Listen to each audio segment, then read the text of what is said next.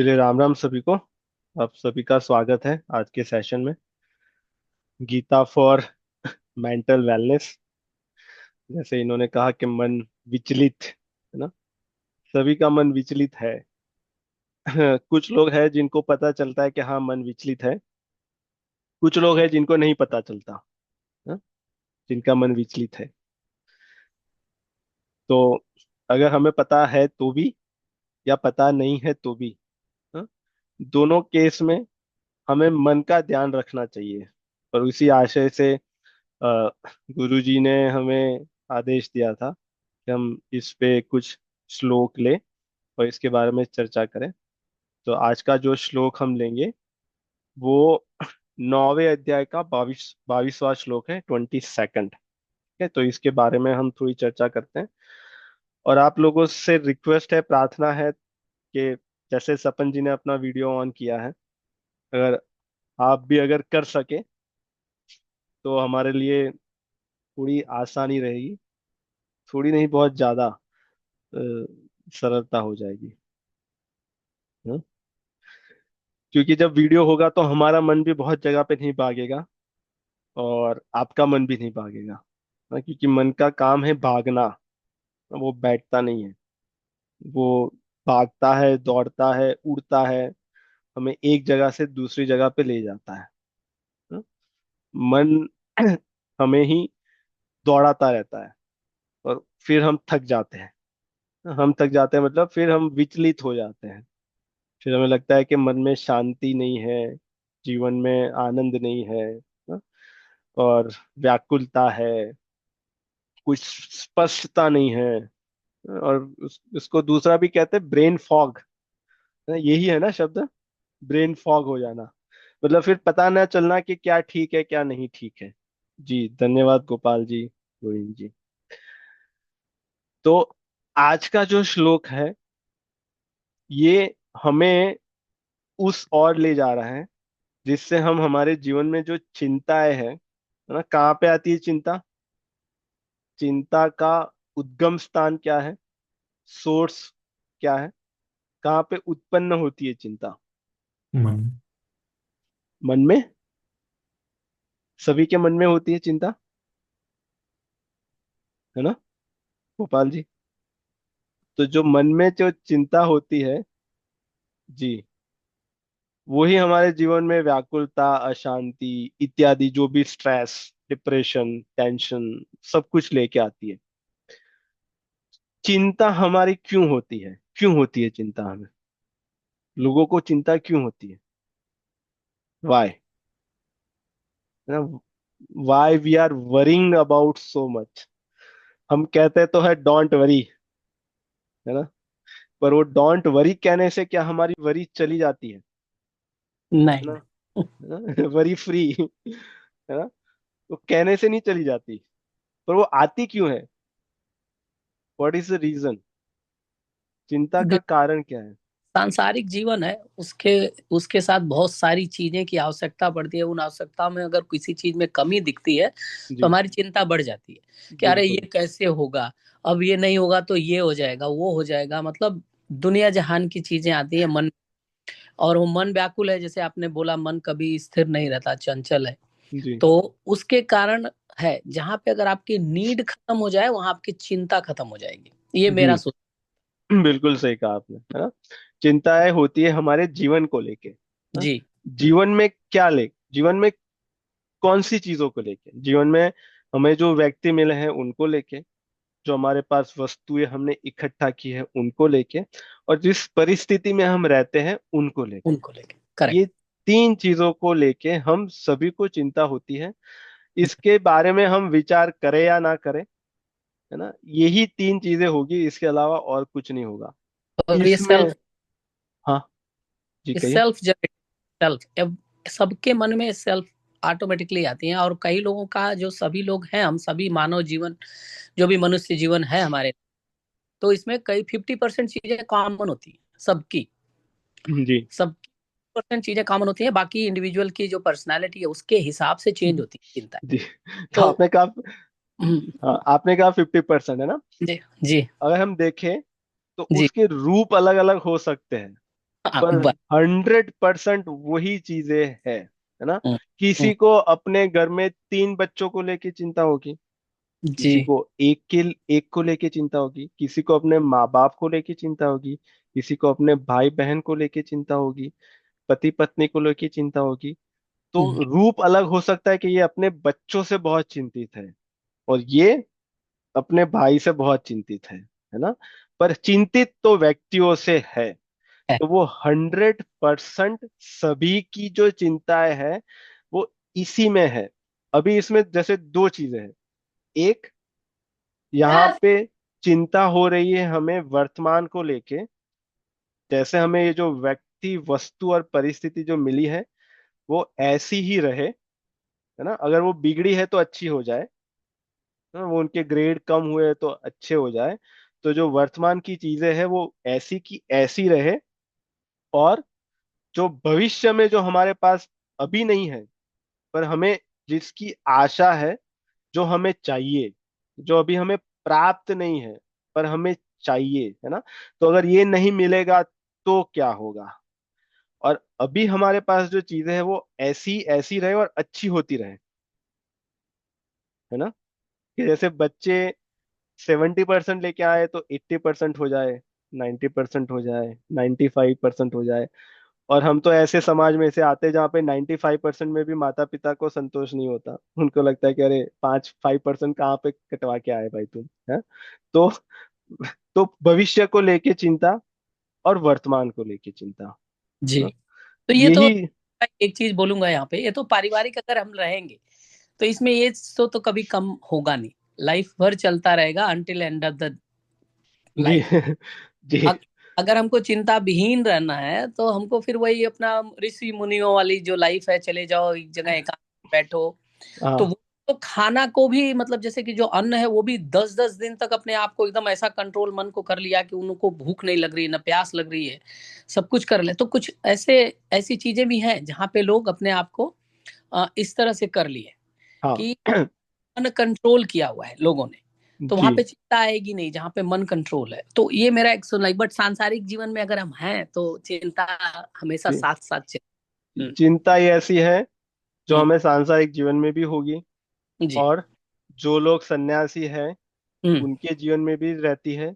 जो लोग जी, जंगल में चले गए, जो लोग हिमालय में चले गए, अगर हिमालय में चले जाने से अगर हम्म, चिंता चली जाती, है ना। अगर हम में से कोई गारंटी अगर हम ले कि हम एक ऐसी नई ऑफर देते हैं सबको कि हम आपसे $10,000 लेंगे और आपको हिमालय में भेजेंगे, आप सब वरी फ्री हो जाएंगे, है ना। तो हो नहीं कितने लोग साइन अप करने के लिए रेडी हो जाएंगे अभी के अभी। हो मैं जाएंगे लोग। आपकी बात नहीं कर रहा, यहाँ के लोगों की बात नहीं कर रहा हूँ, है ना। बहुत लोग। तो इसका अर्थ यह है कि सब कुछ छोड़ने के बाद भी वहां पे चले जाने से चिंता नहीं जाती, और संसार में सब कुछ होते हुए भी चिंता नहीं जाती। तो इसका अर्थ है, इसका फिर ये प्रश्न आएगा सभी का, तो फिर चिंता नहीं जाती क्या, ऐसी चिंता के साथ ही हमें रहना पड़ेगा? नहीं, ना। यही यही उपाय यहाँ पे इस श्लोक में कह रहे हैं। चिंता को दूर करने के लिए अगर ये करेंगे तो चिंता दूर हो जाएगी, क्योंकि चिंता, जो लोग सन्यासी है उनको भी उनके योग को लेके होती है, उनके क्षेम को लेके होती है। जो लोग संसारी है, सांसारिक जीवन में है, हमारे जैसे लोग, उनको भी चिंता योग को लेके है, उनको उनके क्षेम को लेके है। जो प्रेसिडेंट है वो भी इसी को लेके चिंतित है, उनकी क्षेम को लेके, उनकी कुर्सी चली ना जाए, नेक्स्ट टर्म में उनको मिलेगा कि नहीं मिलेगा।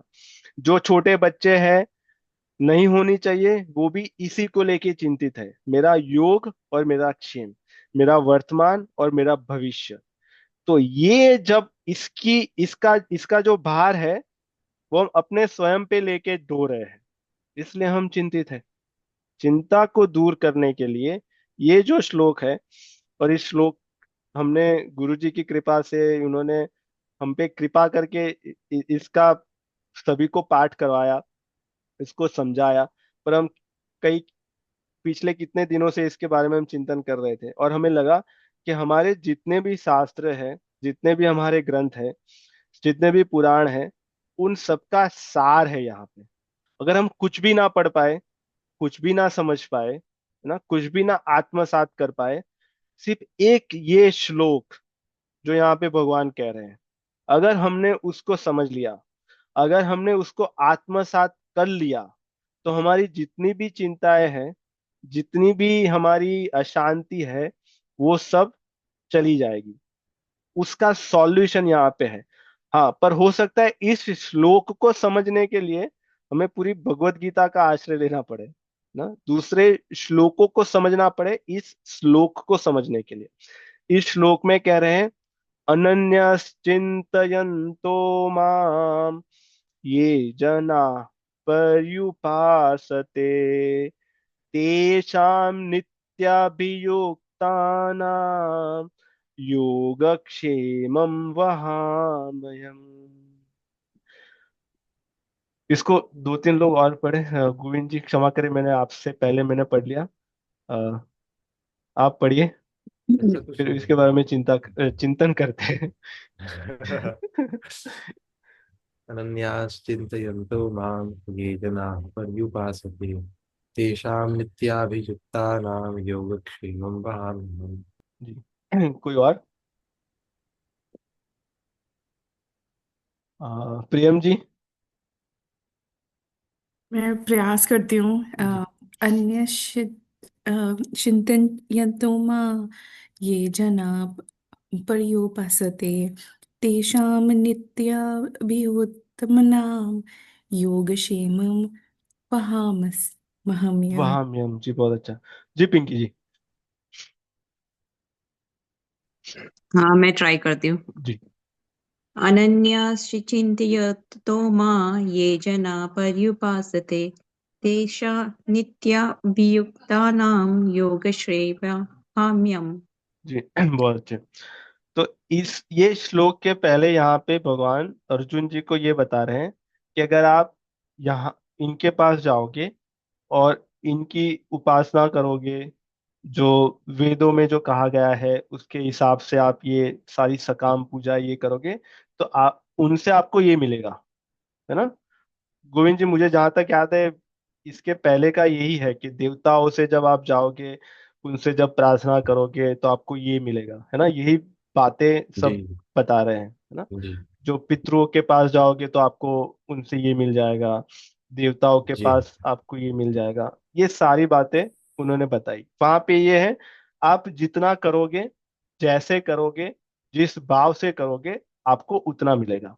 अगर आप जो कर रहे हो उसमें त्रुटि हो गई, एरर हो गई, कोई मिस्टेक हो गई, तो फिर उसका फल नहीं मिलेगा।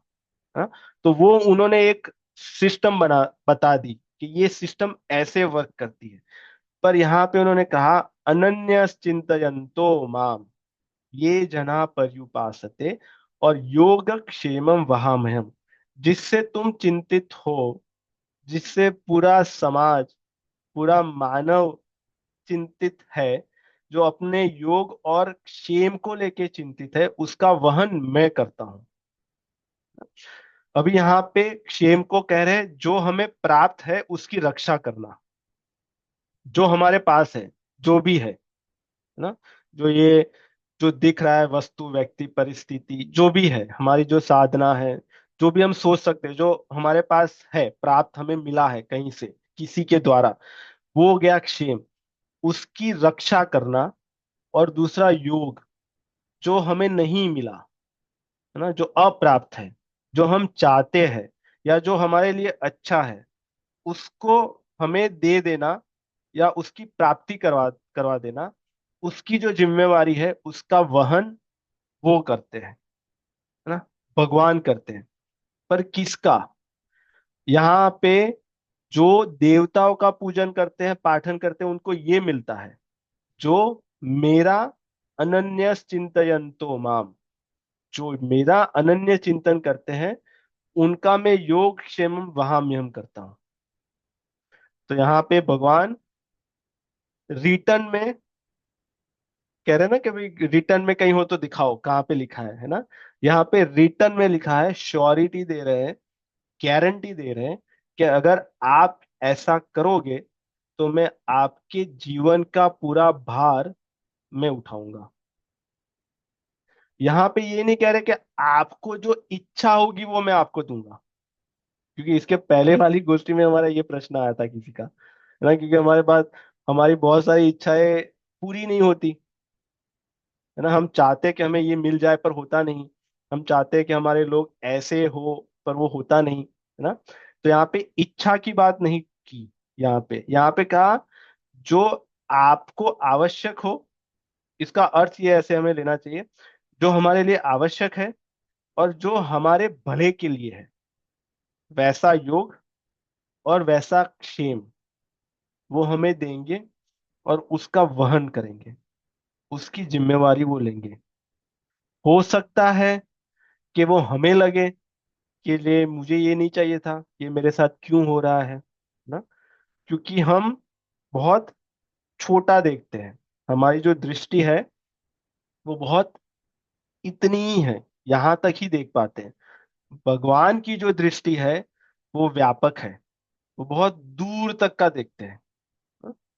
उनको लगता है कि अगर इनके इस अंग का ऑपरेशन करने से ये पूरा जीव बच जाएगा तो वो कितना भी चिल्लाए तो उसका ऑपरेशन होता ही है ना। अगर बच्चा छोटा हो, उनको कहीं कुछ लगा हो, तो जब स्टिचेस करवाने पड़े, डॉक्टर के पास ले जाते हैं तो बहुत चिल्लाता है ना। वो कहता है कि नहीं मेरे लिए अच्छा नहीं है, मुझे ये नहीं चाहिए, हाँ? पर माँ गोद में बिठा के उसके स्टिचेस या जो भी उसकी जो प्रोसीजर है वो करवाती है, क्योंकि माँ को पता है कि ये उसके लिए अच्छा है। ऐसे भगवान हमारी वो माँ है जिनको पता है कि हमारे लिए योग और क्षेम कब, क्या, किस चीज की आवश्यकता है, क्या हमारे लिए अच्छा है, वो हमें देते हैं, है ना, उसका वहन करते हैं। वहन करने का अर्थ जिम्मेवारी लेना पूर्ण रूप से, है ना, ढोना। जैसे हम गाड़ी में बैठते हैं, अगर हम पैसेंजर सीट पे बैठे हो, है ना, तो हमारा वहन कौन कर रहा है? गाड़ी कर रही है। हाँ, जो ड्राइवर और गाड़ी दोनों हमारा वहन कर रहे हैं, हम तो पैसेंजर सीट पे बैठ रहे हैं। हमने क्या किया यहां से वहां जाने में? ना, हमने कुछ नहीं किया, हम बस अच्छे पैसेंजर बन के बैठे रहे, है ना। We are being a good passenger. जैसे पैसेंजर को होना चाहिए, जैसे व्यवहार वर्तन करना चाहिए, वैसा हमने किया, तो हम एक जगह से वहां पे पहुंच गए। ऐसे ही हमारा वहन किया जाता है, पर किसका? ना, यहाँ पे कह रहे अनन्य चिंतयन्तो माम। यहाँ पे कह रहे एक तो अनन्य, अनन्यता, और जो अनन्यता से चिंतन, जो चिंतन करता है किसका? मेरा, है ना। ये जना पर्युपासते, जो भक्त या जो जीव, जो मनुष्य मेरा अनन्य भाव से या अनन्यता से चिंतन करता है। यहाँ पे सबसे पहले उन्हें उन्होंने चिंतन कहा। यहाँ पे उन्होंने पूजा करना, व्रत करना, तप करना, यज्ञ करना, उसकी कोई बात नहीं आई, है ना। बात यहाँ पे कह रहे चिंतन करना। और जना पर्युपासते ना, उपासना करता है। और यहाँ पे दूसरा, यहाँ पे कह रहे भली भांति। तो क्या अर्थ हो सकता है इसका? भली भांति का क्या, क्या लगता है आपको, क्या है भली भांति? स्वपन जी, भली भांति क्या है? एक तो क्या पूरा उपासना करता है, पर भली भांति क्या? पूरा अच्छी तरह से, पूरा जिसमें कोई त्रुटि ना आए, भली भांति, ऐसा कहते हैं उसको। ठीक है। और कामना रहित। कामना रहित। और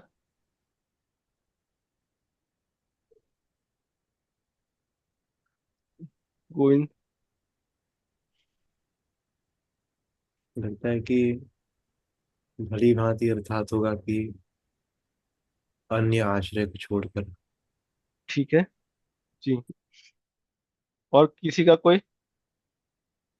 इसमें सब आ गया आपके जो विचार थे, हाँ? तो अन्य आश्रय के लिए तो यहाँ पे उन्होंने कहा है कि अनन्य चिंतयन्तो माम, है ना, तो अन्य आश्रय की तो यहाँ पे बात आ गई। भली भांति, इसके पहले जो देवताओं की उपासना के बारे में कह रहे हैं, है ना, और भगवत गीता में जहां जहां पे भी आता है, तो और हमारे शास्त्रों में भी जहां जहां पे आता है, तो उसमें नियमों की महत्ता है। नियमों का पालन करना पड़ेगा। मंत्रों का उच्चारण आपका शुद्ध होना चाहिए। उसमें जो चीजें हम दे रहे हैं पूजा में, यज्ञ में, वो भी शुद्ध होनी चाहिए, है ना। अगर वो दूषित हो गई तो उसका फल नहीं मिलेगा। तो उसमें एक कोई त्रुटि नहीं होनी चाहिए, उसमें 0.001% की भी वो ना छोड़े जिससे त्रुटि हो, ना। तो वो तो कह रहे हैं वहां पे देवताओं की उपासना करने के लिए, यज्ञ करने के लिए, तप करने के लिए, जब देवताओं का करते हैं। यहाँ पे जो उपासना करते हैं भली भांति, मतलब उसको जो पता है, जो अपने पूरे प्रयास से, बिना कपट से, निर्मल मन से, जो उसको पता है, जो वो कर सकता है उसकी क्षमता के हिसाब से, उसको अनन्य चिंतयन्तो माम बहुत स्पष्टता से बोल सकता है, तो वो बोल रहा है ना। जिसको ग्रामर नहीं पता वो ऐसे अनन्या ची चिंतयन्तो, तो वो उसके लिए भली भांति उपासना है। जिसको व्याकरण का ज्ञान है, संस्कृत का ज्ञान है, और मेरे मंत्रों का उच्चारण कर रहा है, वो उसका भली भांति हो गया। पर जिसको पता ही नहीं है ना, जो सीताराम बोल पाता है वो उसके लिए भली भांति हो गया। जो राम नहीं बोल पाता, लाम बोलता है, जैसे छोटे बच्चे होते हैं, वो उनकी भली भांति उपासना हो गई। तो जो जैसा है, जिसमें जो योग्यता है, जिसमें जो क्षमता है, उसके हिसाब से जो मेरी उपासना करता है, उससे बड़ी बात यहाँ पे सबसे पहले जो कही, अनन्य चिंतयन्तो मां। अगर वो परफेक्टली शुद्ध उच्चारण कर रहा है मंत्रों का, परफेक्टली यज्ञ कर रहा है, पर चिंतन अनन्य नहीं है ना, तो फिर वो मेरा भक्त नहीं है। क्योंकि वो अनन्य नहीं है, उसका अन्य का आश्रय है, दूसरे का आश्रय है। मीराबाई ने कितने बड़े बड़े यज्ञ किए। कोई एक यज्ञ जो मीराबाई ने किया हो और हमें याद हो, है ना, उन्होंने कितने बड़े बड़े तप किए, है ना, उन्होंने कितने बड़े बड़े अनुष्ठान किए। उन्होंने भली भांति उपासना की, है ना, गान करके, नृत्य करके। पर खास बात, अनन्य चिंतयन्तो माम, मेरे तो गिरधर गोपाल, दूसरों ना कोई, है ना। तो जैसे भी उपासना करते हैं, जैसे भी साधना करते हैं, जो भी करते हैं, उन सारी साधना का फल है ये अनन्य चिंतन, है ना, किसी और का चिंतन नहीं, सिर्फ एक ही चिंतन। जब साधक सिद्ध हो जाता है, या जो इस मार्ग पे जो चलते हैं, जब वो सिद्ध हो जाते हैं, या जब वो फल, उनका जो फल होता है वो यही फल है ना। ये अभी जो हमारा जो मन है बहुत अलग अलग जगह पे जाके मनन चिंतन जो चल रहा है बहुत, वो सिर्फ सिर्फ अनन्य हो जाए। जब अनन्य चिंतन हो जाता है, तब फिर उनके जीवन का योग क्षेम का वहन मैं करता हूँ। जैसे मीराबाई का किया, गोस्वामी जी का किया, नरसिंह मेहता जी का किया, है ना, तुकाराम जी का किया, क्या ज्ञानेश्वर जी का किया, और जितने भी संत महात्मा गुरु आचार्य हमें पता हो, सबके जीवन में उनका चिंतन अनन्य था। तब उनका योग क्षेम की उनको कोई चिंता ही नहीं थी। क्या चिंता थी? हाँ? कहीं हमने ऐसे पढ़ा हो कि नरसिंह मेहता जी के बिटिया का या बेटे का विवाह है और बहुत चिंतित है वो, है ना, लोगों से जा जाके रिक्वेस्ट कर रहे हैं कि भाई कुछ व्यवस्था करिए, बहुत टेंशन है क्योंकि विवाह है और कुछ व्यवस्था नहीं है ना। ऐसा कहीं पे भी नहीं है। उनसे जो हो पा रहा था वो उन्होंने सब किया। उन्होंने प्रयास किया, अपने कर्तव्य किए। यहाँ पे ऐसा नहीं है कि वो बस छोड़ दे भगवान पे, है ना, और बैठे रहे, निठल्ले बैठे रहे, या फिर सो जाए कि चलो अभी सब कुछ भगवान पे छोड़ दिया तो वो भगवान करेंगे। नहीं, जो कर्तव्य का पालन करना है वो तो करे, पर उसके बाद फिर उन पे छोड़ दे। कर्मण्यवाधिकारस्ते माँ फलेषु कदाचन, ना। कर्म पे अधिकार है, वो करें जो योग्यता है, जो क्षमता है हमें, जो कर्तव्य पालन दिया गया है, वो करें, पर उसके बाद का जो योगक्षेम का वहन है वो फिर हम नहीं कर रहे हैं, वो कर रहे हैं, है ना। ठीक है, यहाँ पे किसी का कोई प्रश्न?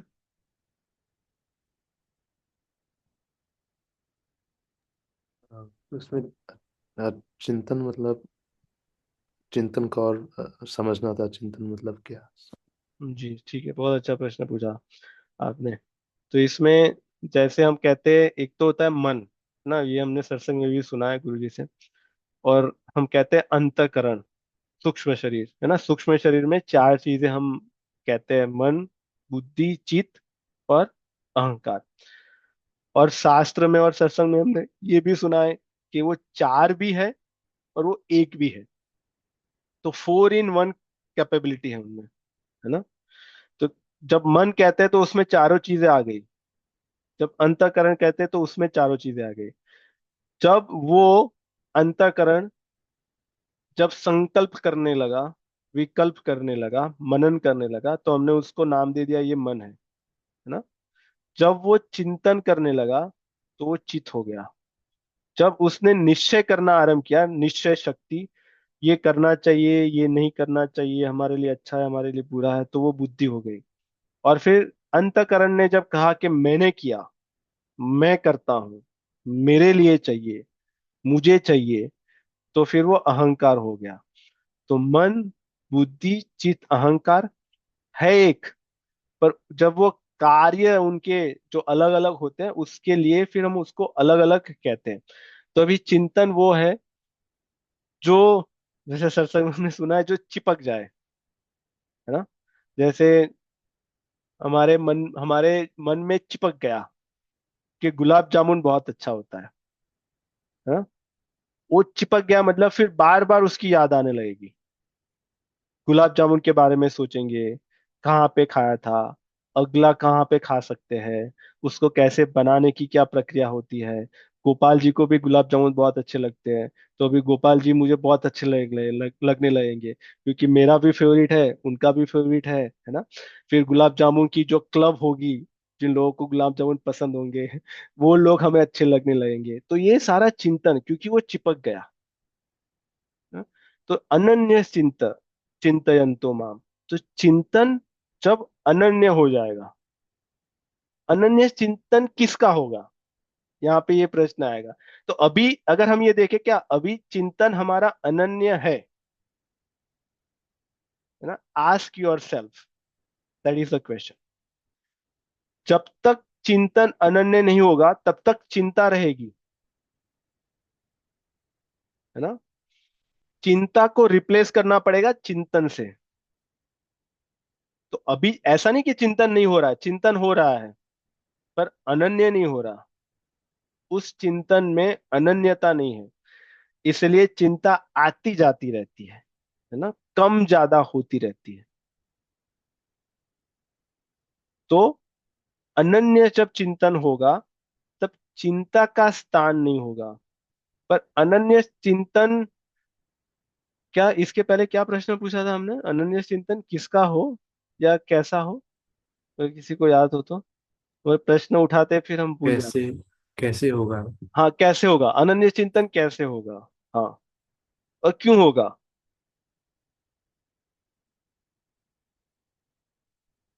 है ना। जैसे गुलाब जामुन का चिंतन क्यों होता है, जैसे गुलाब जामुन से कुछ कम मीठी कोई चीज बताइए आप। जैसे सोच ले के, जैसे सेब है ना, गुलाब जामुन उससे और स्वीट है, तो सेब का इतना चिंतन नहीं होता, गुलाब जामुन का होता है। क्योंकि हमें पता है गुलाब जामुन का जो रस है वो सेब से ज्यादा है, उसके रस की महत्ता हमें पता चल गई, हमें पता चल गया कि ये खास बात है, ये सबसे अच्छा है, इससे अच्छा कुछ नहीं हो सकता, इसलिए फिर वो चिंतन होता है ना। तो ये अनन्य चिंतन जो कह रहे हैं, अनन्य चिंतयन्तो माम, उनका अनन्य चिंतन कब होगा, जब हमें ये पता चल जाएगा, जब हम ये मान लेंगे कि यही है, इनसे बड़े कोई नहीं है, इनसे अच्छे कोई नहीं है, और इनसे कोई बड़ा नहीं है जो मेरा भला कर सके। यही है जो मेरा भला कर सकते हैं, और यही है जो मेरा भला करेंगे। कोई और नहीं है जो मेरा भला कर सकते हैं और जो मेरा भला करेंगे। ना? जब लग जाएगा कि यही है, तो फिर अनन्य चिंतन हो जाएगा। अभी नहीं हो रहा, क्योंकि हमें लगता है कि सपन जी भी मेरा भला कर देंगे, गोपाल जी भी कर लेंगे, और रामभद्र जी भी कर लेंगे, रोहित जी भी कर लेंगे, है ना। तो हमारी चिंतन की जो शाखाएं है, तो बहु शाखा है। पर जब अनन्य चिंतन हो जाएगा, तब जब अनन्य चिंतन हो जाएगा राम जी का, है ना, तब जी फिर सपन जी भी हमारा भला करेंगे, हमें कोई सहायता करेंगे, सेवा करेंगे। तो फिर हमें लगेगा कि अरे, तो सपन जी भी राम जी के हैं, है ना, उनमें भी राम जी के दर्शन होंगे, गोविंद जी में भी राम जी के दर्शन होंगे, गोपाल जी में भी होंगे। हाँ? तो फिर वो अनन्य चिंतन हो गया हमारा। चिंतन वही हो रहा है, व्यवहार में अलग अलग दिख रहा है, पर चिंतन वही है। अभी हम सपन जी को राम जी का नहीं मान रहे हैं, हम सपन जी को सपन जी मान रहे हैं कि ये सपन जी ने किया, हाँ, ये रामभद्र जी ने किया। उन सबको इंडिविजुअल एंटिटी मान रहे हैं। जब वो चिंतन हो जाएगा, तब फिर वो अलग नहीं है, उनको भी उन्होंने ही भेजा है।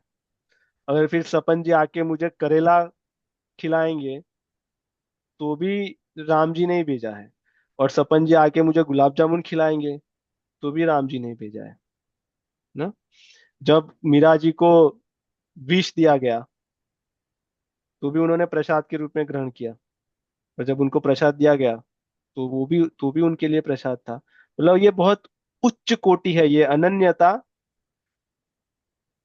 वो कहते हैं ना, सबसे अंतिम वाला, मतलब पीएचडी आप हो गए, है ना, उसके बाद फिर कुछ बाकी नहीं रहा।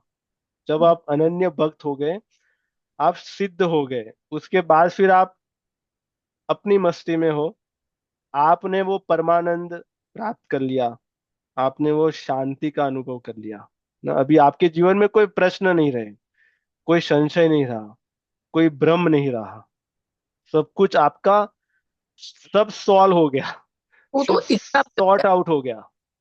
तो वो तो इच्छा विजय होगी ना, आपकी इच्छा अभी अभी है ही नहीं कुछ, तो वो चिंतन में मतलब अनन्य हो गया वो, उसके बाद तो कुछ है ही नहीं।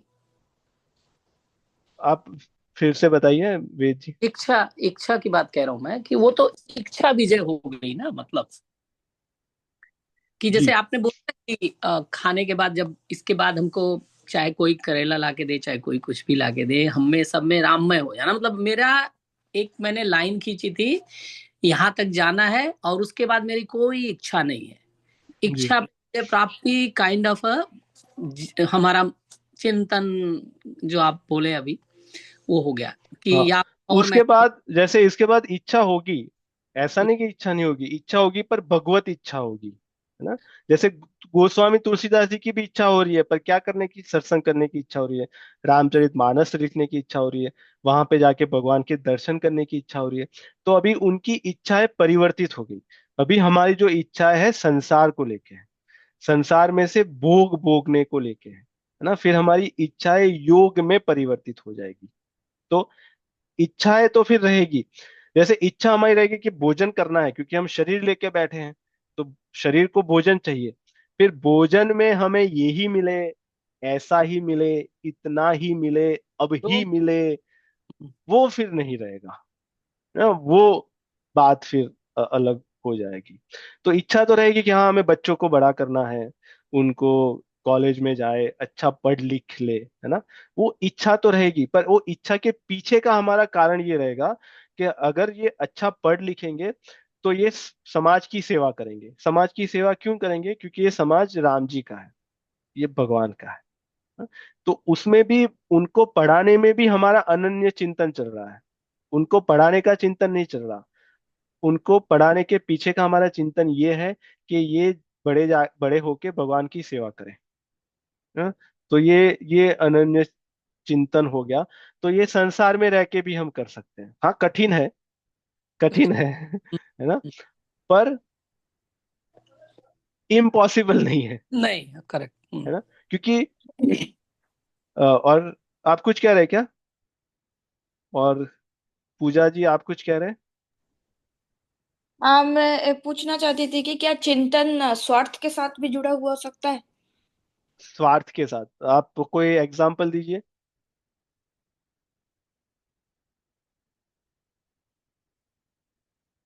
ठीक है, चलिए, तो इसमें जैसे स्वार्थ, हाँ बोलिए आप, अगर आपके पास है आवाज तो। आ रही है आपको? हाँ, आ रही, आ रही। हाँ, मैं पूछ रही हूँ कि हमारा चिंतन स्वार्थ के साथ भी जुड़ा हो सकता है? कि हम चिंतन कर रहे हैं क्योंकि हमें हमें हम स्वार्थी हैं? हाँ, हो सकता है ना? तो जैसे अभी हम चिंतन करते हैं, अभी अभी जो हमारा चिंतन होता है वो स्वार्थ को लेके होता है। जैसे अगर हम यहाँ पे आ, हमें पता है जैसे प्रियंका जी लॉयर है ना, अटर्नी है, तो हम प्रियंका जी का चिंतन कर रहे हैं। क्यों कर रहे हैं?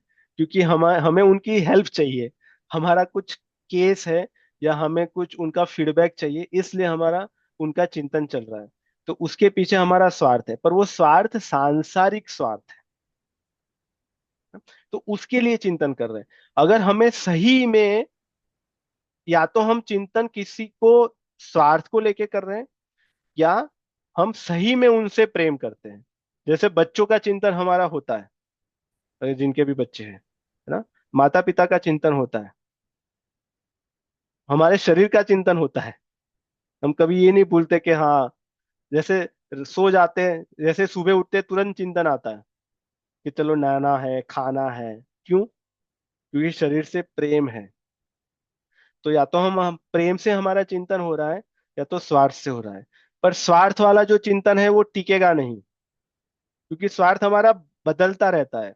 अगर प्रियंका जी ने हेल्प नहीं की तो फिर हम किसी और के पास जाएंगे, तो फिर हमारा चिंतन बदल गया। है ना? जैसे भारत में जो कुत्ते होते हैं एक चौखट से दूसरे दरवाजे, दूसरे से तीसरे दरवाजे, यहाँ पे नहीं मिला वहां पे जाएंगे, वहां पे नहीं मिला वहां पे जाएंगे। तो उनका चिंतन कैसा है? वो बदलता रहता है, तो वो स्वार्थ वाला चिंतन है। क्योंकि हमें कुछ चाहिए, हमें हमें विश्वास नहीं है इन पे। हमें ऐसा नहीं कि हाँ उन्होंने कहा है तो वो कर देंगे, तो कर देंगे फिर ना। हम हम मतलब पचासों जगह पे आश्रय लगा के बैठे हैं, इसलिए हम कहीं हमारा ठौर नहीं है। तो यहाँ पे ये कह रहे हैं कि जब चिंतन अनन्य हो जाएगा, और यहाँ पे अगर भगवान से चिंतन हमारा हो गया स्वार्थ के लिए, मान ले कि हम स्वार्थ से भगवान को भजते हैं, पर अगर उन्हीं को भजेंगे, अगर उन्हीं को एक को ही अनन्य, है ना, तो वो स्वार्थ हमारा धीरे धीरे प्रेम में परिवर्तित हो जाएगा। या अगर उनको प्रेम से उनका चिंतन कर रहे हैं, तो वो तो अति उत्तम। तो वो हमारा योगक्षेम का वाह्यम करेंगे। पर ज्यादातर चिंतन तभी होता है जब हमें, हमारे चित्त में वो चीज बैठ जाती है।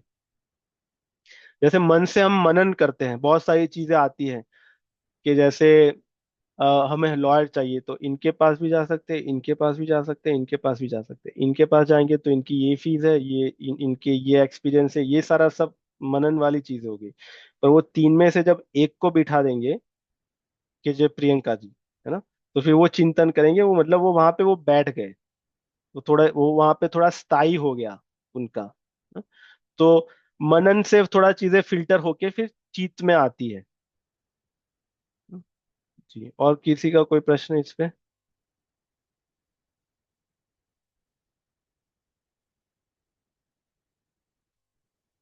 तो अनन्य चिंतयन्तो माम, ये सबसे कठिन है ना? क्यों कठिन है? एक तो इसके पहले किसी ने कहा करके ये जो सृष्टि है बहुत डिस्ट्रैक्टेड है, वर्ल्ड बहुत डिस्ट्रैक्टेड है। वी हैव मल्टीपल ऑप्शंस, है ना, सब में मल्टीपल ऑप्शन है। तो धर्म में भी हमारे पास मल्टीपल ऑप्शन है, भगवान में भी हमारे पास मल्टीपल ऑप्शन है। तो कभी यहाँ पे जा रहे हैं, कभी वहां पे जा रहे हैं, उसके बाद तीसरी, चौथी, पांचवी, छठी, घूम ही रहे हैं, है ना।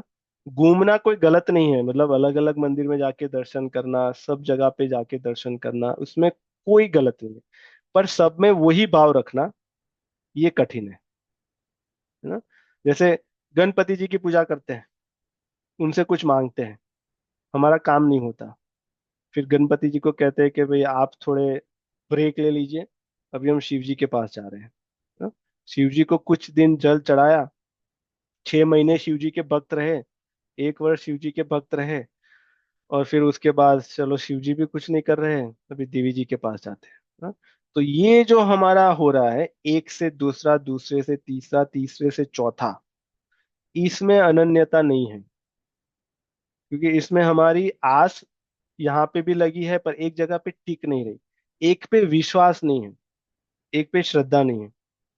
अगर सोचे हमारे हमारे बच्चे जो छोटे हैं ना, वो माँ को बोले कि मुझे भोजन खाना है, भूख लगी, आप भोजन बनाइए, तो वो जब कहेगा उसके बाद भोजन बनाने में समय लगेगा, है ना। और उसी समय वो हमारे पड़ोसी में कोई रहते वहां पे भी जाके कहे कि आंटी मैंने माँ को तो कहा है पर पता नहीं वो बनाएगी नहीं, कितना समय लगेगा, आप भी मेरे लिए बनाए। और फिर तीसरे घर में भी जाके कहे, तो उस माँ को कैसा लगेगा,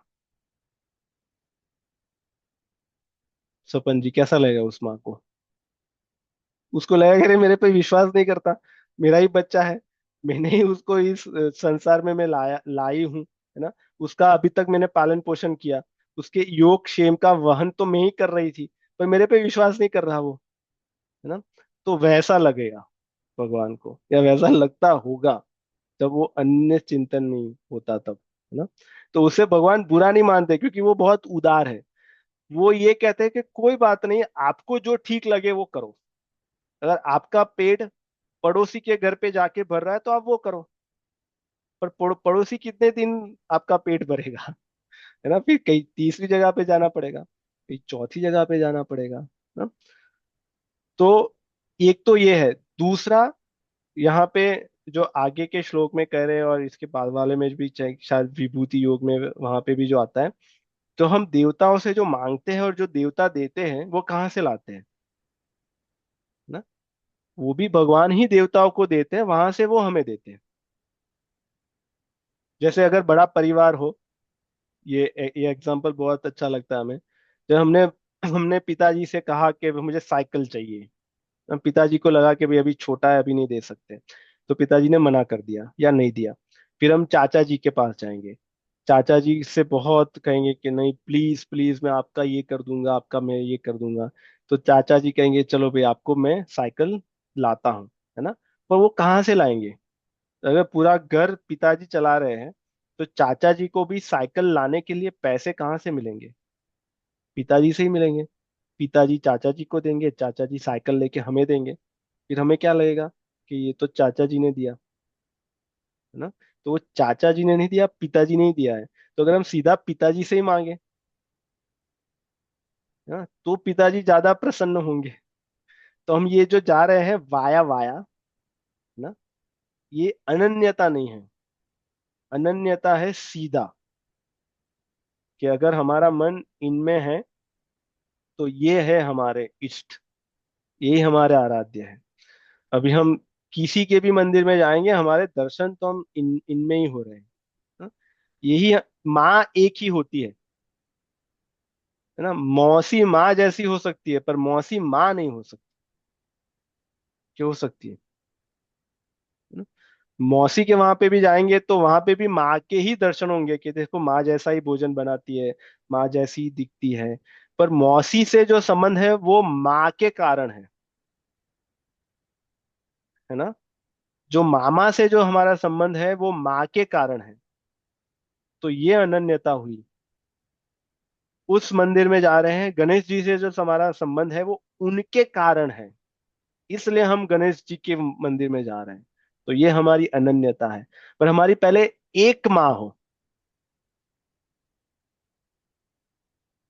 जी या पिंकी जी या सपन जी। तो जीगा जी, एक प्रश्न आ रहा था। जैसे योग से उनका हम देख रहे हैं, तो यहाँ पे जो कर्ता का भाव है, मैं कर रहा हूँ कि वो कर रहा है, तो हम तो ऐसा ही मानेंगे कि ये सब वो ही कर रहे हैं। तो वो कर्तृत्व का भाव भगवान के ऊपर आ जाता है बाद में। जी, भगवान ये भी कहते हैं कि वो करता भी है और नहीं भी करता, हाँ? और दोनों बातें सही है। तो ऐसे देखा जाए तो पूरा संसार वो चला रहे हैं ना। और ऐसे देखा जाए तो उन्होंने सिस्टम बना दिया है, वो सिस्टम संसार को चला रहा है। कर्म का जो नियम है उसके हिसाब से लोगों को फल मिलता है ना। Karma, law of Karma. तो वो जो सिस्टम बना है वो सिस्टम चला रहा है, तो वो दोनों बातें सही है। तो भगवान चला रहे हैं, वो भी सही है, क्योंकि अगर उन्होंने नहीं बनाया होता तो नहीं चलता, है ना। और वो नहीं चला रहे तो वहां वो नहीं कर रहे, कुछ नहीं कर रहे वो, है ना। उनकी जो सिस्टम है वो कर रही है। जैसे प्रेसिडेंट चला रहा है, या प्रेसिडेंट की जो कैबिनेट है वो देश चला रही है, पर कैबिनेट तो प्रेसिडेंट ने ही बनाई है। तो उसमें दोनों बातें हैं।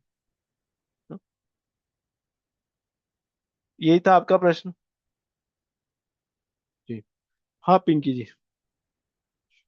हाँ, मेरा प्रश्न वही था कि आपने बोला ना कि इष्ट देव के यहाँ पे भी करो, वहां पे भी करो, तो ऐसे लाइक पता कैसे चलता है? बचपन से हम सुन रहे हैं हमारा कृष्ण भगवान, राम भगवान और भोलेनाथ। जी। तो ऐसे आपको कैसे पता चलेगा कि किस में लाइक जाए जब स्टार्ट करना हाँ है? तो because I am not on that stage जी। अभी। ये बहुत अच्छा।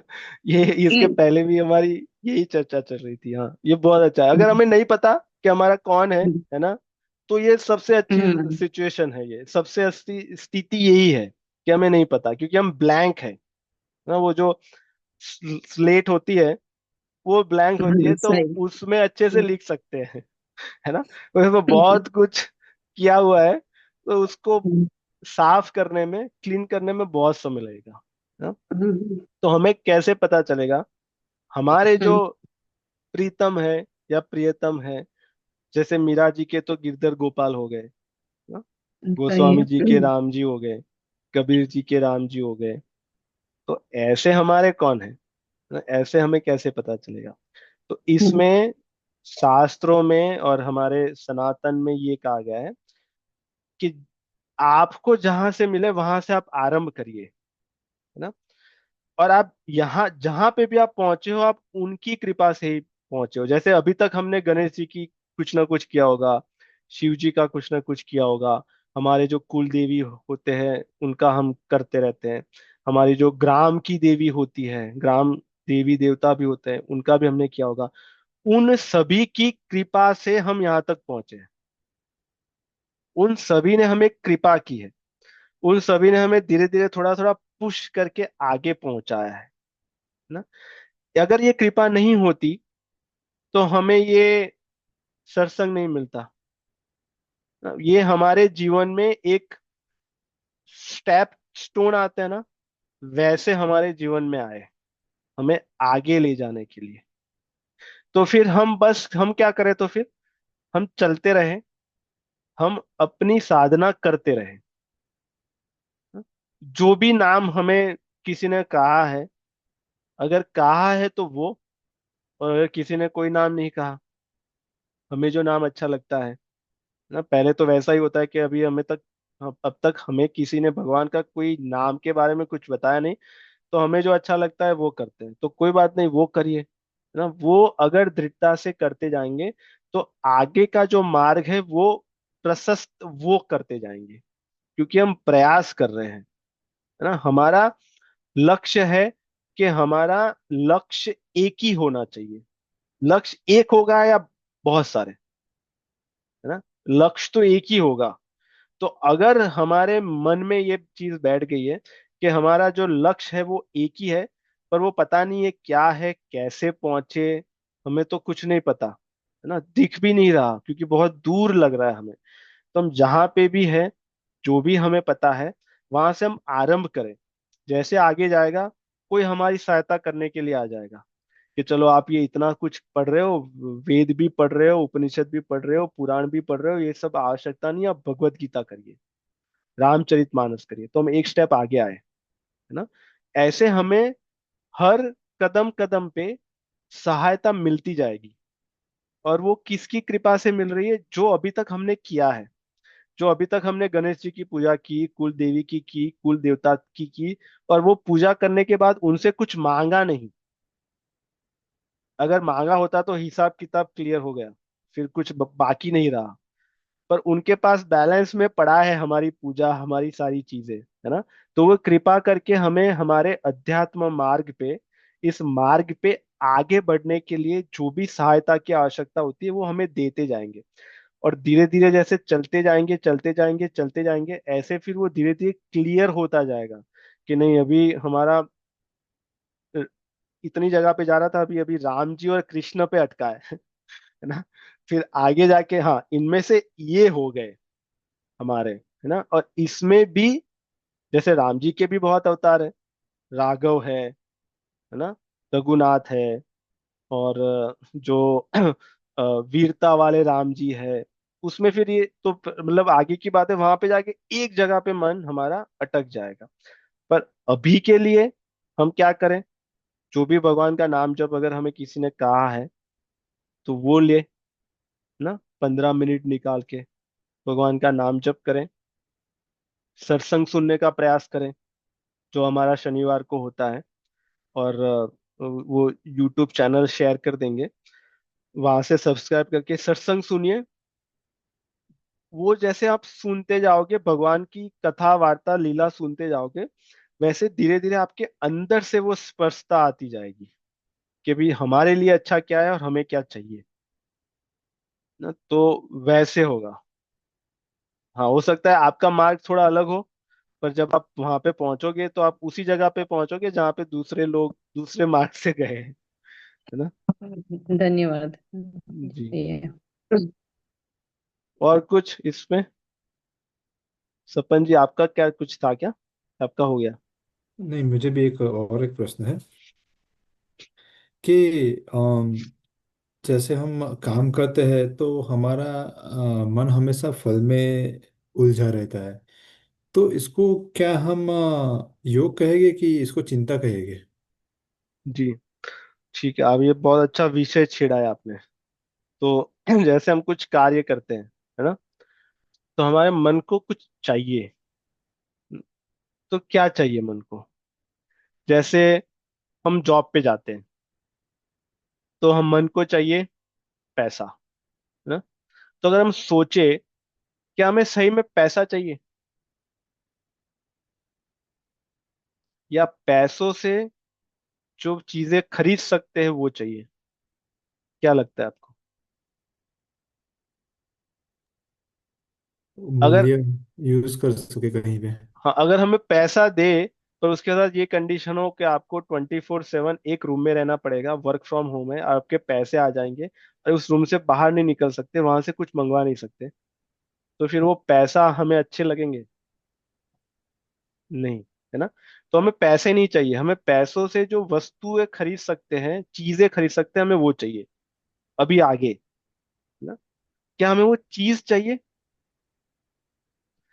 जैसे पैसों से हम भोजन बनाने की वस्तुएं खरीद सकते हैं, ठीक है। तो क्या हमें, हम सब्जियों के लिए या ग्रोसरी के लिए जॉब कर रहे हैं, चलो ग्रोसरी आ गई, है ना, पर कोई बनाए नहीं, तो फिर और आगे जाएंगे तो हम उसके लिए नहीं कर रहे हैं, हम फिर भोजन के लिए कर रहे हैं। क्या भोजन के लिए कर रहे हैं, नहीं, भोजन में से जो आनंद मिल रहा है, भोजन जो हमें अच्छा लग रहा है, भोजन में से जो रस की अनुभूति हो रही है, उसके लिए हम ये कार्य कर रहे हैं। इसमें हम जोड़ दीजिए कुछ भी ना, हम जॉब इसलिए नहीं कर रहे कि घर के लिए, घर में रहने के बाद हमें जो यहाँ पे अनुभव होगा उसके लिए कर रहे हैं। तो ऐसा देखा जाए तो मन की जो मांग है, और एक तो होता है मन क्या मांग रहा है, और दूसरा मन को क्या चाहिए या क्या आवश्यकता है, दोनों में अंतर है ना। जैसे मन मांगेगा पैसा, तो उसको पैसा नहीं चाहिए, उसको चाहिए पैसों के पीछे, पैसों से जो आनंद मिलता है उसको वो चाहिए, है ना। मन मांगेगा कि मुझे विवाह करना है, तो उसको विवाह नहीं चाहिए, उसको लाइफ पार्टनर नहीं चाहिए, लाइफ पार्टनर से जो जीवन में आनंद मिलता है वो चाहिए, हाँ? पर वो मांगेगा कुछ, उसकी आवश्यकता अलग है। जैसे छोटा बच्चा होता है, वो बोलना नहीं सीखा, वो अपनी भाषा में कुछ भी मांगता है ना। वो खिलौना मांगता है, तो क्या उसको खिलौना चाहिए? और वो खिलौना लेके क्या करता है? खाने का प्रयास करता है। तो फिर माता पिता को पता चलता है कि नहीं नहीं, इसको खिलौना नहीं चाहिए, उसको भोजन चाहिए। मांग खिलौना रहा है, पर उसकी चाह भोजन की है। ऐसे हम मांग ये सारी चीजें रहे हैं कि घर मिल जाए, है ना, पैसे मिल जाए, नाम मिल जाए, सारे भोग मिल जाए, पर उसके पीछे की जो चाह है वो आनंद की है, वो शांति की है। इसीलिए मन शांत नहीं होता, क्योंकि वो उसको लेने के लिए वो प्रयास करता रहता है कि वहां से मुझे आनंद मिलेगा, पर नहीं मिला। फिर दूसरे जगह पे प्रयास करेगा, दूसरी जगह पे प्रयास करेगा। ना, बच्चा खिलौना मांग रहा है, माता पिता दे रहे हैं, वो चबा रहा है, उसमें से रस नहीं आ रहा। कुछ समय के बाद उसको रख रहा है, फिर से रो रहा है। माता पिता अभी उसको पुस्तक दे रहे हैं, उसको खाने का प्रयास कर रहा है, उसमें भी रस नहीं आ रहा। वो बाजू में रखता है, कुछ और चीजें मांगता है। तो इससे बच्चा अशांत है ना। पर जब ऐसे उसको जब भोजन मिल जाता है तब शांत हो जाता है, क्योंकि उसको भोजन चाहिए था। ऐसे ही मन को आनंद चाहिए, पर उसको मांगना, उसको नहीं पता मुझे आनंद चाहिए। वो घूम रहा है इतने जन्मों से, यहाँ पे वहां पे, उसको लगता है यहाँ से मिल जाएगा, वहां पे मिल जाएगा। इसलिए वो अशांत है, इसलिए बहु शाखाएं है, सब जगह पे प्रयास कर रहा है ना। अगर होता तो मिल जाना चाहिए था।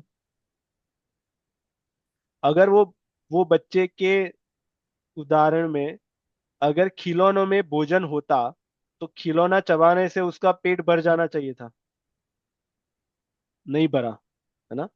ऐसे अगर मन को जो चाहिए वो अगर जॉब में होता, पैसों में होता, हमारे पति पत्नी में होता, भाई बहनों में होता, तो मिल जाना चाहिए था, पर नहीं मिला, है ना। अशांति है। क्यों? क्योंकि उसके पीछे की जो चीज है वो मिस कर रहा है। तो वो शांत कैसे होगा? जब ये अनन्य चिंतयन्तो माम, है ना, उसको ये चाहिए। जब वो उनका अनन्य चिंतन करेगा तब उसमें से उसको आनंद मिलेगा, जो नित्य निरंतर, तेषाम नित्य भी युक्ता नाम, युक्त होके, है ना, तब फिर वो शांत हो जाएगा। फिर वो कहेगा कि अब कछु नाथ न चाहिए मोरे, अब मुझे कुछ नहीं चाहिए, क्योंकि मैं जो ढूंढ रहा था वो मुझे मिल गया। ये हमारे पूरे जितने भी शास्त्र हैं उनका सार है, ये जो आपने जो प्रश्न पूछा उनका सार है। तो यहाँ पे सिर्फ मन तो अब देखा जाए तो चिंता ही करता रहता है ना ऐसे। हाँ, तो अगर मन को चिंता में से निकालना है तो उसको फिर नाम जप में लगाना पड़ेगा, हम्म। है ना। क्योंकि मन को नहीं पता उसको क्या करना है। बच्चों को नहीं पता होता कि भोजन इसको कहते हैं, है ना। वो छोटा बच्चा है, उसको नहीं पता, है? पर हमें उसको जबरदस्ती लगाना पड़ेगा। उसको खिलौने ज्यादा अट्रैक्टिव लग रहे हैं, भोजन इतने कलरफुल नहीं है, तो इसलिए जब उसको थाली देंगे तभी भी रोएगा वो। उसको तो खिलौना ही चाहिए। पर माँ को पता होता है कि इसका पेट खिलौने से नहीं भरेगा, इसका पेट ये खाने से भरेगा। पर बच्चों को ये होता है कि नहीं, मुझे वो खिलौना ही चाहिए, हाँ? तो ऐसे जब मन को हम ये देंगे, जब भगवान का नाम जप, तो पहले वो ठुकरा देगा। जब सत्संग देंगे तो बोले नहीं, अच्छा नहीं लगता हमें, है ना। जब स्वाध्याय करने बैठेंगे तो हमें अच्छा नहीं लगता। क्यों?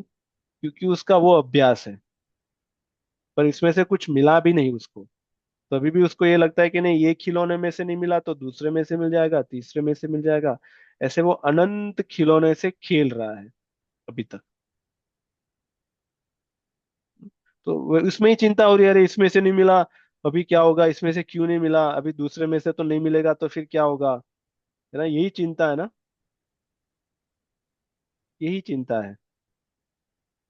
तो जब हम हमारे मन को जबरदस्ती लगाएंगे, अच्छा लगता है नहीं अच्छा लगता, बाय कुबाय अनख आलस हूँ, नाम जपत मंगल दिसि दसऊं, हमें अच्छा लगे, अच्छा नहीं लग रहा, मूड नहीं आ रहा, कंटाला आ रहा है, बोरियत हो रही है, कुछ भी हो रहा है, पर हम अपने भगवान के नाम जप को नहीं छोड़ेंगे। हाँ? क्योंकि हमें पता है कि यही हमारा कल्याण करेगा। जी, कोई प्रश्न है यहाँ पे किसी का? लगता है कोई कुछ बोलने का प्रयास कर रहे थे। कोई प्रश्न, क्वेश्चन, एनीवन?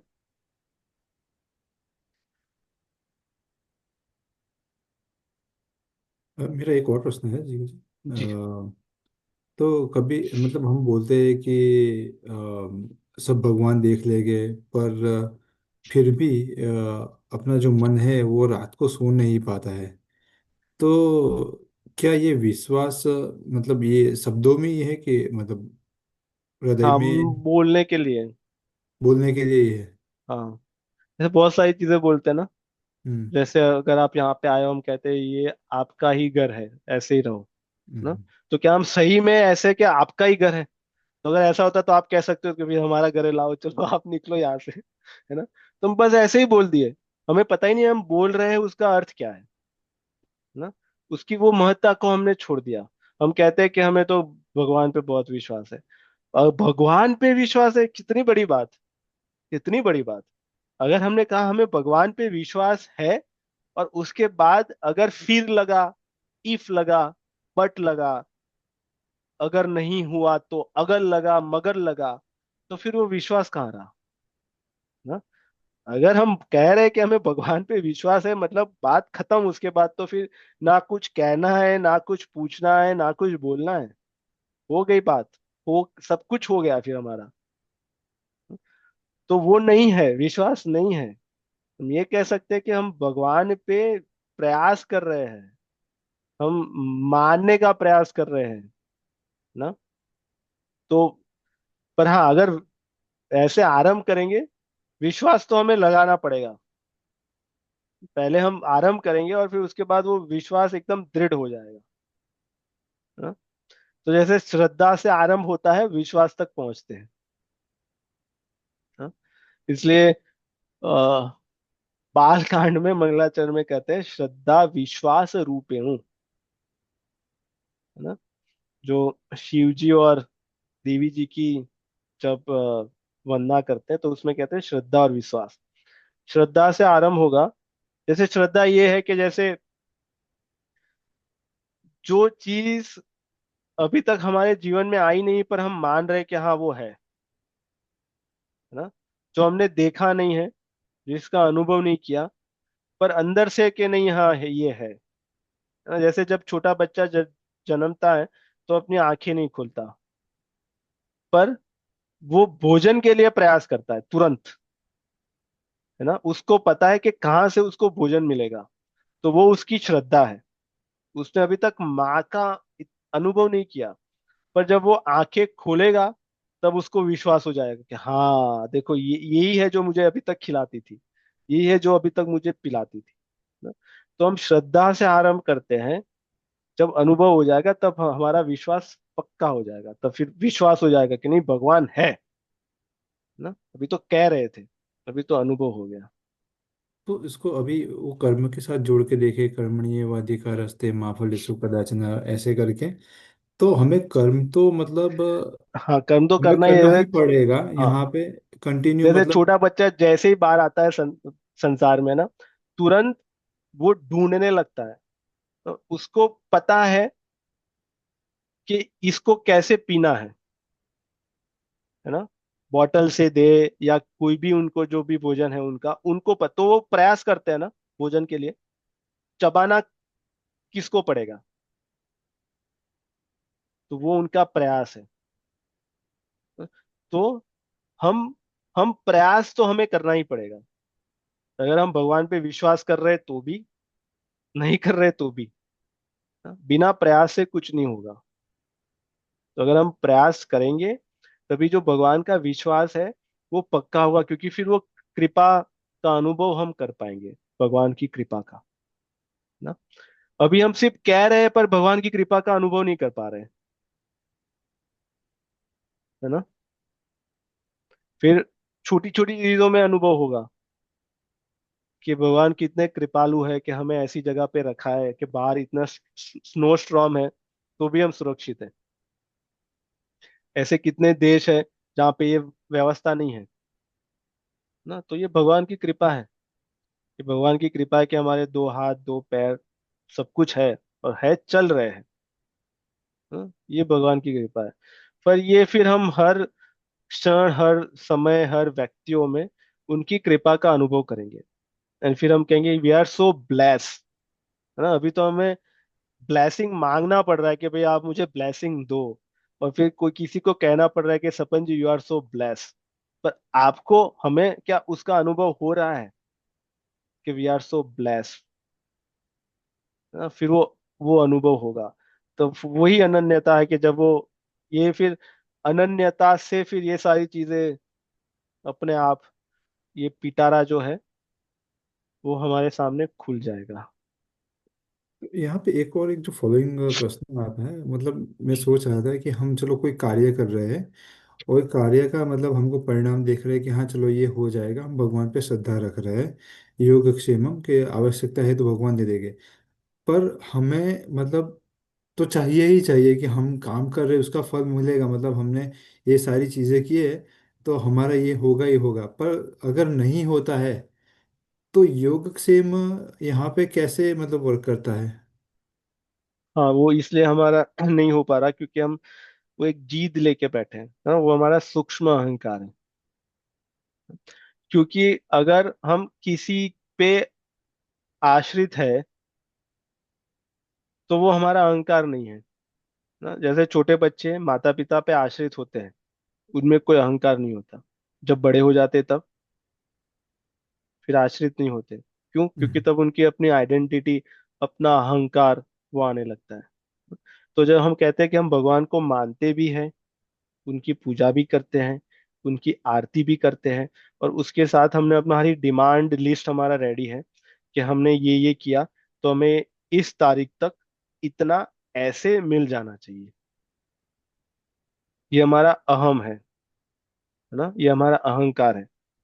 छोटा बच्चा ये नहीं कहता माता को, अपनी माँ को, है ना, कि मुझे 12 बजे ये भोजन इतनी क्वांटिटी में रेडी होना चाहिए। वो इतना ही कहता है कि मुझे भोजन चाहिए बस। फिर कैसे आएगा, क्या बनाएंगे, कितना बनाएंगे, मीठा होगा तीखा होगा, वो सब माँ निश्चित करती है। पर जब बच्चा थोड़ा स्मार्ट हो जाता है तब, ना, तो ऐसे हम अगर वो बड़े बच्चों की जैसे कर रहे हैं, और इसमें कर्तव्य को तो दो कर्तव्य तो दोनों को करना है, बड़ा भी कर रहा है छोटा भी कर रहा है, ना। पर जो बड़ा है वो आश्रित नहीं है, जो छोटा है वो आश्रित है। तो फिर बड़े वाले को भगवान कहते हैं कि भाई ठीक है, तुम्हें जो अच्छा लगे वो करो, तुम जो करोगे वो तुम पाओगे, है ना। फिर तुम्हारे कर्म के जो फल मिलेगा उस पे फिर तुम ही उसके भोक्ता होंगे। क्योंकि कर्ता भी तुम हो तो भोक्ता भी तुम होंगे, क्योंकि तुमने किया है तो तुम्हें भुगतना पड़ेगा। पर अगर हम छोटे बच्चे बन जाए, हमें जो कर्तव्य दिया गया है वो हम, जितनी भी हमारी योग्यता है, जितनी भी हमारी क्षमता है, उसके हिसाब से करेंगे, है ना। और हम नहीं कर रहे हैं, हमें करवाया जा रहा है। अगर ये भाव आ जाए, ये भी बहुत अति उत्तम स्थिति है ना। तो हम करता नहीं है तो फिर हम भोगता भी नहीं होंगे,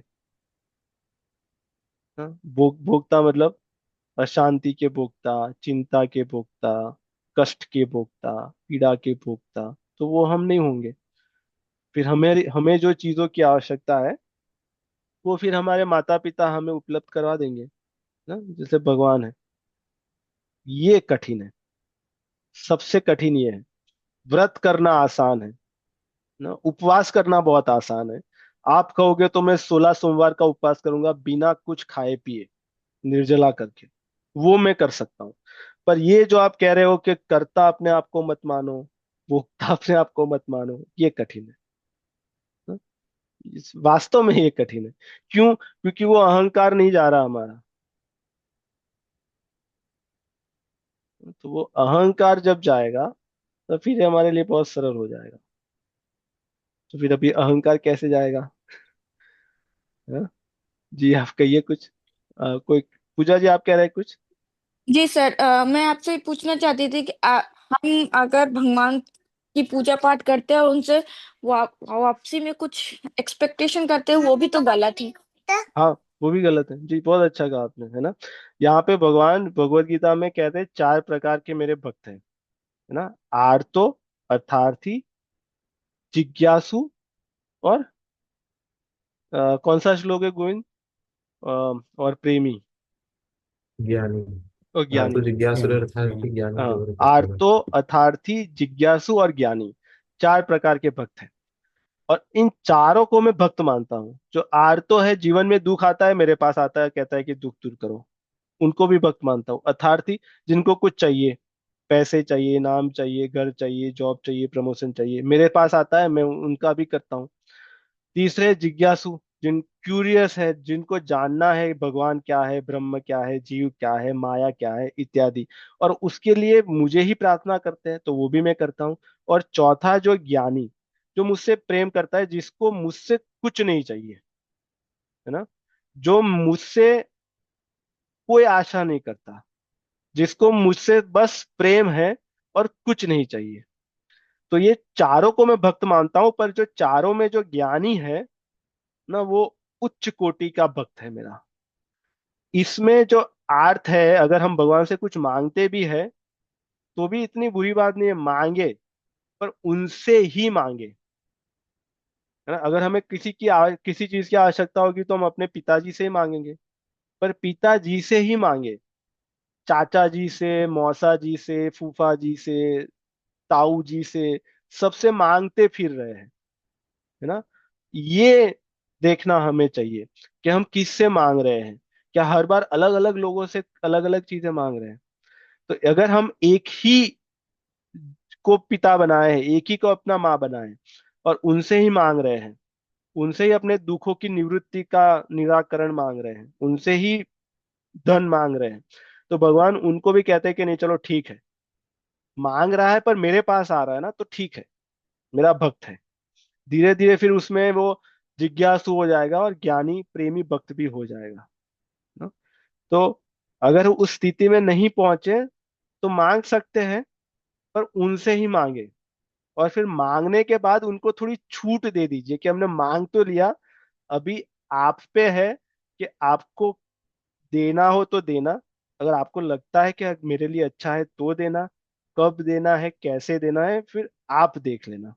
उस पे फिर हम भगवान को जब प्रेशराइज करते हैं, है ना, मांगते ही नहीं है, मांगने के बाद हम कहते हैं कि अब तक मिल जाना चाहिए, ऐसे मिल जाना चाहिए, इतना मिल जाना चाहिए। तो ये जो चीजें हैं वो नहीं करनी चाहिए या होनी चाहिए, है ना। मांगने के बाद छोड़ दीजिए कि भाई मांग लिया, अभी उन पे विश्वास है ना। तो अगर विश्वास है तो मांग तो लिया, फिर उसके बाद उनको उनको निश्चित करने दीजिए कि कब देना है। और फिर धीरे धीरे मांगने की आदत भी छूट जाए तो वो तो उससे भी उत्तम है, तो फिर हम आगे बढ़ रहे हैं धीरे धीरे। तो हमारा लक्ष्य तो ये हो कि हमारा मांगना छूट जाए। पर अगर नहीं छूट रहा तो फिर कहिए कि भाई मेरा नहीं छूट रहा, अभी आपसे ही नहीं मांगूंगा तो किससे मांगूंगा, आप ही हमारे हो और तो कोई हमारा है नहीं। पर इस भाव से मांग रहे हैं, तो अगर हमारी आवश्यकता होगी, अगर हमारे भले के लिए, अच्छे के लिए होगा तो वो दे देंगे ना। पर धीरे धीरे ऐसे अगर चलते रहेंगे तो फिर वो मांगना भी हमारा छूट जाएगा। पर अगर मांगने के लिए ही कर रहे हैं सारी चीजें, तो फिर उसको इतनी अच्छी नहीं मानी गई। तो मतलब आपका प्रश्न बहुत बहुत प्रैक्टिकल था जी। और किसी का कोई? जी सर, मैं एक और बात पूछना चाहती हूँ। हाँ हाँ। जैसे मैं अपने अपने बेटे के लिए अभी ये सब कुछ कर रहे हैं हम, तो हमें बचपन से ही सिखाया जाता है कि हम बच्चे पैदा करें और बच्चों के लिए करें ताकि वो आगे जाके वो हमारे लिए करे। जी जी। तो मैं आपसे मैं ये उम्मीद नहीं रख के कर रही कि वो आगे जाके करे, क्योंकि मैं अपने लिए तैयार हूँ, लेकिन ऐसी हमारी मन में या हमारी उसमें भर दिया जाता है कि बच्चे ही करेंगे, बच्चे ही करे, मतलब बच्चा ही करेगा तुम्हारा। जी तो जी। वो चीजें मुझे जाननी है बस। हाँ हाँ जी। तो हम गृहस्थ में हैं, हमने विवाह किया है, और इस संसार का संचालन करने के लिए, है ना, इसके लिए शास्त्रों में कहा गया है, और शास्त्रों में से जो कहा गया है वो हमारे परिवार में से हम कहते हैं कि भाई आपका विवाह हो गया तो फिर आप बच्चे करें। और तो किस लिए करें, पर बच्चे किस लिए करें ना? क्या वो बड़े होके हमारी सेवा करें, उस लिए बच्चे करें? इसमें हमारा स्वार्थ हो गया। बच्चे हम इसलिए कर रहे हैं क्योंकि हमारा कर्तव्य है। इस समाज में अच्छे व्यक्ति होंगे, अच्छे नागरिक होंगे तो इस समाज को अच्छा बनाएंगे। तो हम सिर्फ बच्चे करेंगे नहीं, बच्चे करने के बाद उनको संस्कार देंगे, संस्कारी व्यक्तित्व बनाएंगे। हाँ? जैसे जो जीजाबाई थे, शिवाजी के माता, उनका उद्देश्य सिर्फ शिवाजी को इस संसार में लाना ही नहीं था, उनका उद्देश्य था कि इस बच्चे को शिवाजी बनाना। उनका उद्देश्य ये नहीं था कि शिवाजी बड़े होंगे, राजा बनेंगे, मेरा नाम होगा, मुझे बहुत सारी फैसिलिटीज मिलेगी। नहीं, उनका उद्देश्य था कि इस समाज को ठीक करने के लिए मुझे एक महान व्यक्तित्व को जन्म देना है, इसलिए मुझे शिवाजी का व्यक्तित्व निर्माण करना है, इसलिए वो शिवाजी को लाए। तो शास्त्र उसके लिए कह रहे हैं, सभी सभी को कह रहे हैं कि अगर आपको इच्छा है अपने परिवार की वृद्धि करने के लिए, तो इस भाव से कि वो बड़े होके समाज की सेवा करें, इस दुनिया को अच्छी जगह बनाए, भगवान की सेवा करें, उस लिए हम अगली पीढ़ी को तैयार कर रहे हैं, इसलिए अगली पीढ़ी को ला रहे हैं। अपने लिए करना ये तो फिर वापस वो स्वार्थ हो गया। और यही अपेक्षा हम पहले से सेट हो रही है ना। और ज्यादातर लोग दुखी इसलिए होते हैं कि हमने तो सोचा था कि ये पढ़ लिख के हमारी सेवा करेंगे, पर ये तो साधु बन गए, तभी भी माता पिता निराश हो गए। और ये तो बिगड़ गए, दूसरी जगह पे रह रहे हैं, हमसे बात नहीं कर रहे हैं, तभी भी दुखी है। दोनों में दुखी है। क्यों? क्योंकि हमने अपेक्षा पहले से कर दी कि ये हमारी सेवा करेंगे। ये हमारी सेवा के लिए नहीं है, ये भगवान का जो समाज है उनकी सेवा के लिए है। क्यों? क्योंकि हम भी उनकी सेवा के लिए, ये समाज भगवान का है, उसमें हम सारे कंट्रीब्यूट कर रहे हैं। तो हम भी कंट्रीब्यूटर है कि हमने अपना कुछ किया, अभी हम और लोगों को संसार में ला रहे हैं, वो भी समाज में कुछ ना कुछ करेंगे। तो सब कोई लोग भगवान की सेवा के लिए समाज में कंट्रीब्यूशन करते हैं।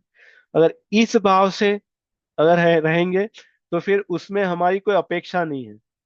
हम तो भगवान का ये इतना बड़ा प्रोजेक्ट है समाज का, संसार का, सृष्टि का, इसमें जितना हमसे हो पा रहा है, हमारे में जो योग्यता है, क्षमता है, उसके हिसाब से कंट्रीब्यूशन कर रहे हैं। हो सकता है उसमें अच्छा हो बुरा हो, दोनों में हमें फिर चिंता नहीं होगी ना, दोनों में हमें फिर भय नहीं होगा।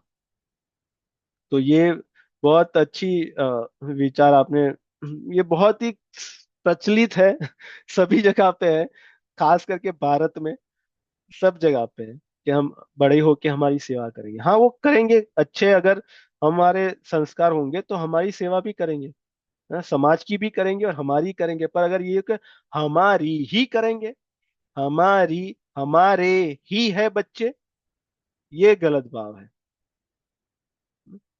जी, ये बहुत अच्छा चिंतन कर रहे हो आप। थैंक यू सर जी। जी। और किसी का इस श्लोक पे? तो चिंता, चिंता का अंत कब होगा? जब चिंता को हम चिंतन में परिवर्तित करेंगे, और अनन्य चिंतन में, है ना। जैसे प्रहलाद जी थे, उनको कोई चिंता रही ना, ध्रुव जी की चिंता, मीराबाई की चिंता, गोस्वामी जी की चिंता, उनकी जीवन में चिंता ही नहीं है, क्योंकि उनका चिंतन चल रहा है ना, उनका चिंतन। तो अभी तक हम वहां तक पहुंचे नहीं हैं, हम पर प्रयास करें। भगवान का नाम जप करे, 15 मिनट से आरंभ करें। अगर नहीं कर पा रहे तो 15 मिनट तो करे, कुछ भी हो जाए, है ना। हो सके तो माला से करे, माला से श्रेष्ठ है। अगर माला से नहीं हो पा रहा तो काउंटर से करे, काउंटर से नहीं हो रहा तो टाइम लगा के करे, पर अवश्य करे। तो नाम जप करे भगवान का। जैसे हमें तो सीताराम दिया है गुरु जी ने हम सबको, तो हम तो सीताराम करने का प्रयास करते हैं। सीताराम सीताराम सीताराम 15 मिनट तक। और इसमें भी अगर हम काउंटर लगा के करें तो हम इसको ब्रीदिंग के साथ कर सकते हैं। जैसे सीता के पे आप सांस को अंदर लीजिए, हाँ, राम, ना। तो इससे आपका जो ब्रीदिंग है वो नियंत्रित होगा, मन आपका शांत होगा और एक जगह पे ध्यान रहेगा। तो ऐसे सीता राम, ना, सांस लेते समय सीता, सांस निकालते समय राम। और उनका चिंतन करने का प्रयास करें, उनकी लीला, कि भगवान कितने दयालु है, कितने कृपालु है, कि हमको इतनी सारी चीजें दी। क्या हम अपने बल पे ये सारा कुछ किए हैं? क्या हम सब कुछ डिजर्व करते थे? है ना। हमारे साथ पढ़ने वाले तो बहुत सारे बच्चे थे, उसमें से कुछ लोग ही यहाँ पे क्यों हैं? कुछ लोग की इतनी अच्छी स्थिति नहीं है, ना। तो हमें भगवान ने बहुत कुछ दिया है, जो हमने मांगा था उससे भी ज्यादा, जो हम डिजर्व करते थे उससे भी ज्यादा। तो जब हम भगवान का नाम लेते हैं तो हम अपना ग्रेटिट्यूड उनसे व्यक्त करते हैं, ना। ये हमारा धन्यवाद कहने का हमारी रीत है ये, उनके नाम जप से।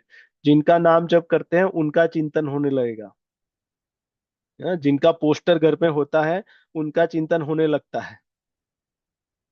तो जिनका नाम लेंगे उनका चिंतन होने लगेगा, धीरे धीरे वो चिंतन बढ़ेगा, तो अनन्य चिंतन होगा।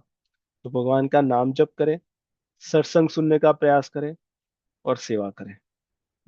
इससे सारी चिंताएं दूर हो जाएगी। ठीक है। ठीक है जी। चलिए तो आप सभी से मिलेंगे अगले शनिवार को। तब तक राम राम। अपना ध्यान रखें। जो लोग टेक्सास में और ईस्ट कोस्ट में हैं, वहाँ पे काफी वेदर खराब है। ठीक है। चलिए, राम राम सभी को। राम राम राम। राम राम जी। राम राम। राम राम जी।